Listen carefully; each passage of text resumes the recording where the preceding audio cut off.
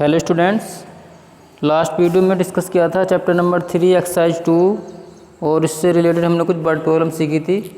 तो आज हम स्टार्ट करेंगे वर्ड प्रॉब्लम।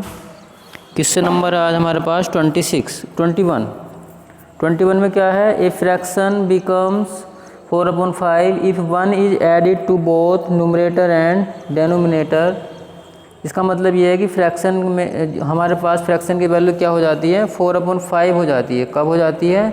जब हम उसके न्यूमरेटर और डेनोमिनेटर में क्या ऐड करते हैं, 1। यानी फ्रैक्शन के न्यूमरेटर और डेनोमिनेटर में 1 ऐड करने से फ्रैक्शन 4/5 हो जाती है। उसके बाद क्या लिखा है, if however 5 is subtracted from both numerator and denominator the fraction becomes 1/2। इसका मतलब हुआ जब हम फ्रैक्शन के न्यूमरेटर और डेनोमिनेटर में क्या करते हैं, 5 को सब्ट्रैक्ट करते हैं। दोनों से 5 को यदि हम सब्ट्रैक्ट कर देते हैं तो फ्रैक्शन की वैल्यू क्या बन जाती है, 1/2। तो हमें ये बताना है फ्रैक्शन क्या है। एक्सरसाइज हमारे पास 2 है और इसका क्वेश्चन नंबर है 21। तो क्या करेंगे, सबसे पहले मान लेंगे न्यूमरेटर हमने क्या मान लिया, x, और डेनोमिनेटर हमने क्या मान लिया, y। ठीक है, तो फ्रैक्शन क्या बन जाएगी, फ्रैक्शन का फॉर्मूला होता न्यूमरेटर अपॉन डेनोमिनेटर। तो फ्रैक्शन हो जाएगी हमारे पास, न्यूमरेटर हमने माना है x, डेनोमिनेटर माना है y। तो फ्रैक्शन क्या आएगी, x/y। According to first condition में क्या लिखा है, इसमें यही लिखा है कि जब हम न्यूमरेटर और डेनोमिनेटर दोनों में क्या ऐड करते हैं, 1 ऐड करते हैं। तो फ्रैक्शन हमारे पास क्या है, x/y। क्या किया हमने, न्यूमरेटर में 1 ऐड कर दिया और डेनोमिनेटर में 1 ऐड कर दिया। तो फ्रैक्शन की वैल्यू हमारे पास कितनी हो जाती है, 4/5। न्यूमरेटर क्या था, x, डेनोमिनेटर क्या था, y। दोनों में क्या ऐड कर दिया हमने, 1 ऐड कर दिया। तो फ्रैक्शन की वैल्यू बनी 4/5। अब क्या करेंगे, क्रॉस मल्टीप्लाई कर लेंगे। 5x + 5 = ये बन जाएगा 4y + 4। अब क्या करेंगे, 5x 4y को लेफ्ट में लाएंगे, निगेटिव हो जाएगा, और = 5 को ले जाएंगे राइट हैंड साइड में, तो 5 हो जाएगा नेगेटिव, 4 हो जाएगा प्लस का, तो क्या होगा, -1 आ जाएगा। इसको बना देंगे इक्वेशन नंबर 1। अब क्या करेंगे, अकॉर्डिंग टू सेकंड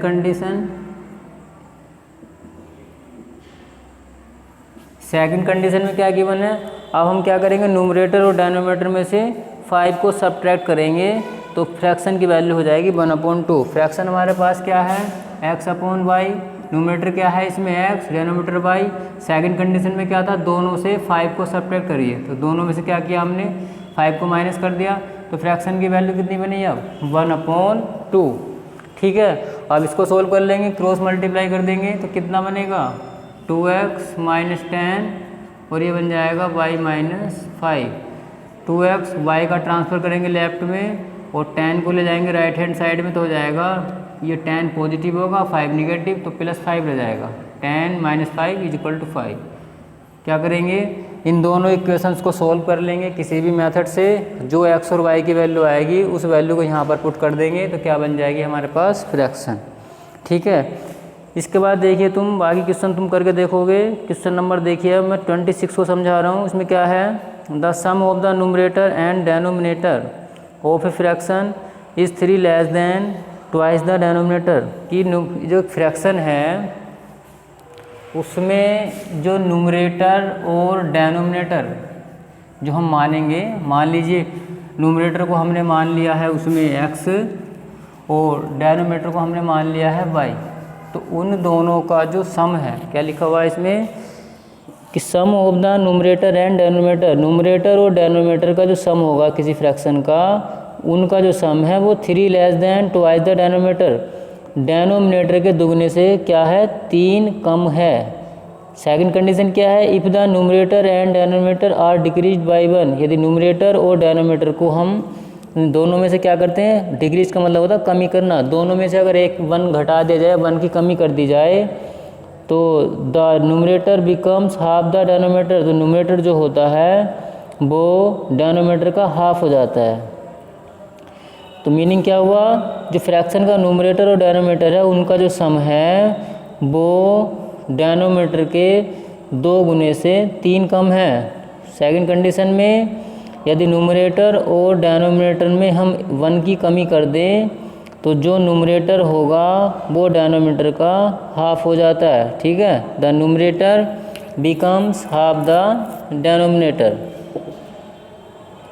ठीक है, मीनिंग बता दिया मैंने, कर सकते हो, कोई दिक्कत नहीं है। न्यूमरेटर को x मान लेंगे, डेनोमीटर को y मान लेंगे, फ्रैक्शन बनाएंगे, फिर फर्स्ट कंडीशन बनाएंगे, दोनों को ऐड करेंगे, न्यूमरेटर प्लस डेनोमीटर, और उसकी जो वैल्यू आएगी ना x प्लस वाई जो आएगा वो डेनोमीटर के 2 गुने से, यानी कितना बन जाएगा 2y, और कितना करना 3 कम करना। ठीक है, तो इसी तरह से मैंने मीनिंग समझा दिया है, तुम अपने आप भी कर सकते हो। Do your self. बहुत सारे क्वेश्चन हैं जो तुम्हें करने हैं, यदि किसी क्वेश्चन की प्रॉब्लम आती है तो बता देंगे, क्योंकि कुछ क्वेश्चन का मीनिंग तुम निकाल सकते हो, कुछ का नहीं निकाल पाओगे। ठीक है, इसको तुम डू योर सेल्फ। 27 देखिए, 27, if twice the son's age in years is added to the father's age. इसका मतलब हुआ यदि हम लड़के की आयु का दुगना करके उसको ऐड कर देते हैं पिता की आयु में तो उन दोनों का सम आ जाता है 70। But if twice the father's age is added to the son's age. अब सेकंड कंडीशन क्या है, यदि हम फादर की एज का दुगना करके लड़के की एज में जोड़ देते हैं तो उनका सम कितना आ जाता है 95। Find the ages of the father and son. तो पिता और पुत्र की आयु हमें बता देनी है। 27 एज का क्वेश्चन है, देखिए क्या है। सबसे पहले मान लेंगे, लेट माना प्रेजेंट एज ऑफ सन, कितना मान लिया हमने x ईयर्स। इसी तरह से मानेंगे प्रेजेंट एज ऑफ फादर, कितना मान लिया हमने y ईयर्स। ठीक है, अकॉर्डिंग टू फर्स्ट कंडीशन में क्या है, उसने ये बोला है यदि हम पुत्र की आयु का दुगना करके पिता की आयु में ऐड कर देते हैं तो उनका जो सम होगा वो कितना हो जाएगा 70 हो जाएगा। यानी एज ऑफ फादर, इसमें क्या ऐड करना है 2 मल्टीप्लाई एज ऑफ सन। पुत्र की आयु का दुगना करके जो आंसर आएगा उसको ऐड करना है किसमें, फादर की एज में। तो उनका जो सम है वो किसके बराबर आएगा 70 के। वैल्यू पुट करेंगे, एज ऑफ फादर मैंने कितना माना था y प्लस 2, एज ऑफ सन मैंने माना था x इज इक्वल टू हो जाएगा 70। तो x को पहले लिख लेंगे, ये हो जाएगा 2x plus y is equal to 70। ये बन जाएगी इक्वेशन नंबर 1। ठीक है, सेकंड कंडीशन में क्या बोला है कि यदि हम फादर की एज का दुगना करके पुत्र की आयु में ऐड करते हैं तो उनका सम आ जाता है 95।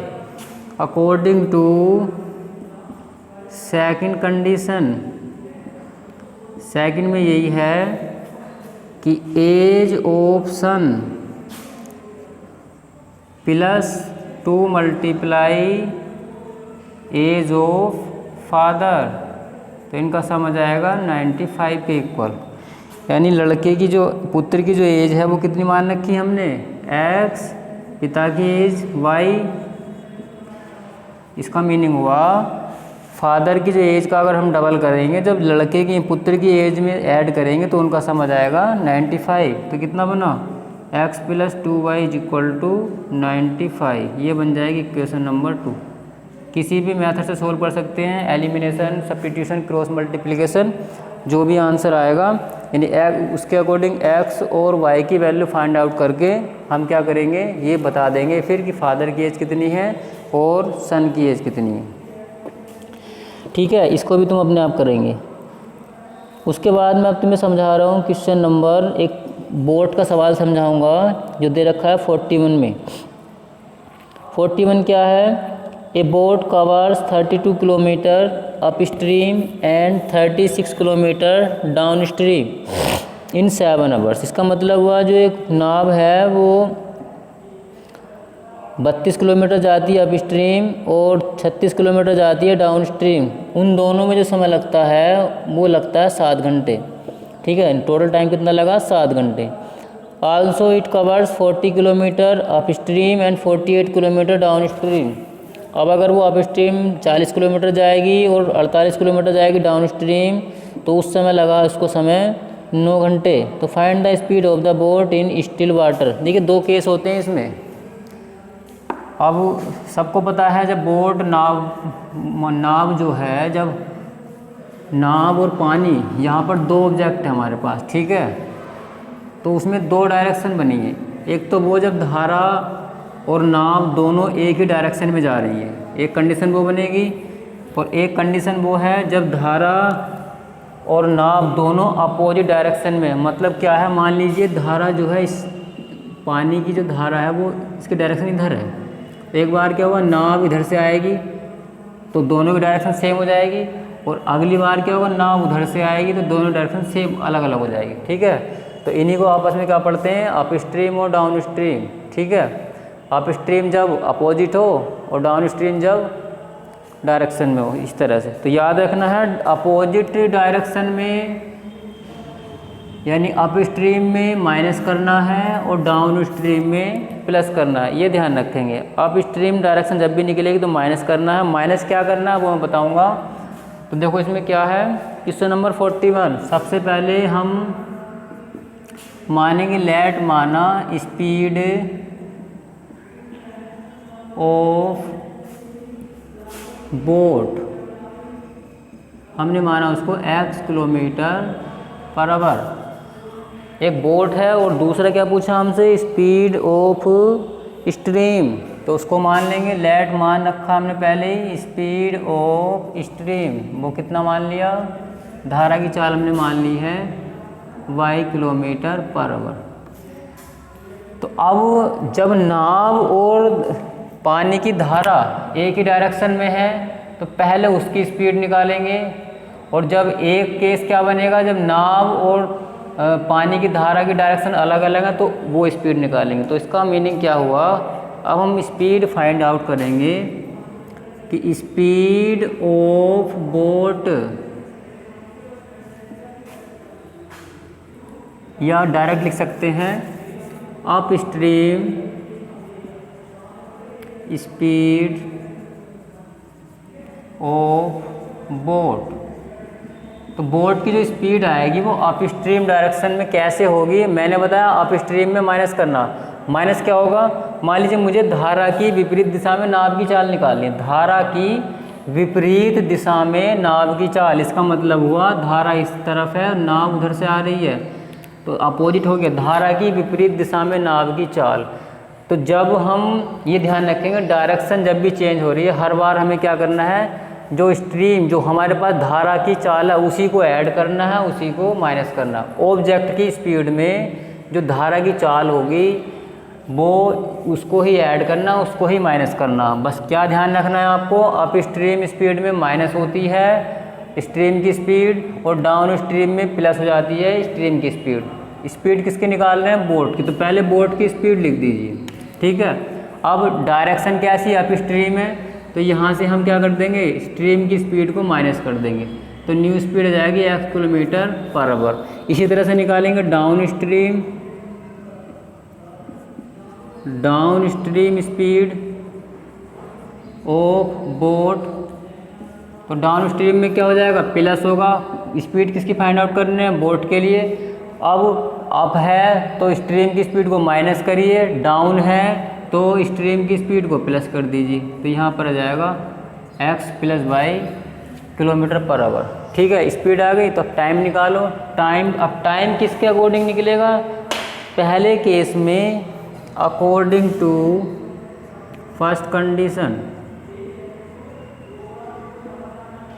पहले केस में क्या है, boat covers 32 kilometre up stream है ना, तो इसका टाइम निकालेंगे, टाइम टेकन, या शॉर्ट में लिख सकते हैं। मैं उस मीनिंग को मैं लैंग्वेज, जो लैंग्वेज है इसको इक्वेशन में कन्वर्ट कैसे कर रहा हूँ। अप स्ट्रीम में कितना गया है अप स्ट्रीम में गया 32 किलोमीटर और डाउन में कितना गया 36। तो पहले अप स्ट्रीम का टाइम निकालेंगे।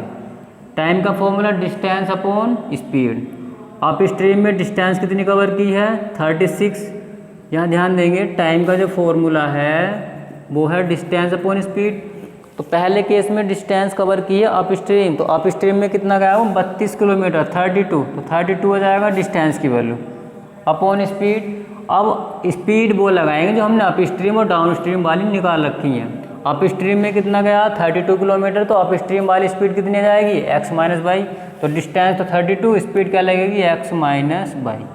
ये किसका समय निकला अप स्ट्रीम का समय। जब 32 किलोमीटर अप स्ट्रीम डायरेक्शन है तब उसमें समय लगा, ठीक है। अब डाउन में कितना गया वो बोर्ड जो है डाउन स्ट्रीम में कितना है 36 किलोमीटर। अब डाउन के लिए समय निकालेंगे तो टाइम का formula distance upon speed. Distance कितने कवर किया डाउन में उसने 36 अपॉन स्पीड, और डाउन की स्पीड कितनी है x प्लस वाई। ये अप स्ट्रीम का टाइम है, ये डाउन का टाइम है डाउन स्ट्रीम का। दोनों में जो समय लगा दोनों को ऐड कर देंगे, वो समय कितना लगा है 7 आवर्स 7 घंटे। इसको बना देंगे इक्वेशन नंबर 1। डायरेक्ट लिख सकते हैं अकॉर्डिंग टू सेकंड कंडीशन। अब सेकंड कंडीशन में क्या है, सेकंड कंडीशन में जो इस बार डिस्टेंस कवर की गई है वो 40 किलोमीटर अप स्ट्रीम और 48 किलोमीटर है डाउन स्ट्रीम। तो अप स्ट्रीम में इस बार डिस्टेंस कितनी है 40 और स्पीड वही रहेगी x माइनस वाई, ठीक है। अप स्ट्रीम में है इस बार 40 और डाउन में कितना है 48। डाउन में पहले कितना था 36, इस बार कितना है 48, स्पीड वही रहेगी x प्लस वाई। इन दोनों में जो समय लगा वो कितने घंटे लगा है 9 घंटे। इसको बनाएंगे इक्वेशन नंबर 2। ये पहले केस का दोनों का टाइम है, ये दूसरे केस का दोनों का टाइम है। पहले केस में 7 घंटे, दूसरे केस में 9 घंटे। पहले केस में अप स्ट्रीम 32 किलोमीटर था, डाउन स्ट्रीम 36 किलोमीटर। दूसरे केस में up stream 40 kilometre, down stream 48 kilometre. पहले केस में दोनों का समय लगा यानी जाना प्लस आना इस तरह से 7 घंटे, और दूसरे केस में लगा 9 घंटे। तो अब यहाँ से हमें x और y की वैल्यू फाइंड आउट करनी है। मैंने ये समझा रखा है पहले से, जब कॉम्बिनेशन आएगा वेरिएबल का कॉम्बिनेशन होगा तो उसमें क्या करेंगे समझ लेना। 2 बार सवाल सोल्व होगा, तो पहले इनको सोल्व करने के लिए 1/x को मान लेना u कि लेट माना 1/x माइनस वाई को हमने मान लिया है u, और 1/x प्लस वाई को हमने मान लिया है v। तो क्या रिलेशन बनेगा इक्वेशन नंबर 1 के हिसाब से 32u और plus 36v is equal to 7। Equation number 3। उसके बाद अगर यहाँ वैल्यू पुट की जाए तो 40x माइनस वाई के लिए 1/x माइनस वाई के लिए u, तो 40u plus 48v is equal to 9। Equation number 4। अब इन दोनों को सोल्व करके हम किसकी वैल्यू फाइंड आउट करेंगे u और v की। जब u और v की वैल्यू आ जाएगी तो यहाँ 1 की वैल्यू पुट कर लेंगे, एक नया रिलेशन बनेगा x और y में, फिर उसको सोल्व करेंगे। इस तरह का क्वेश्चन मैं करा चुका हूँ, लास्ट वीडियो को देख सकते हैं, ठीक है। तो आज की वीडियो में इतना ही, बाकी क्वेश्चंस हम डिस्कस करेंगे नेक्स्ट वीडियो में। Thank you.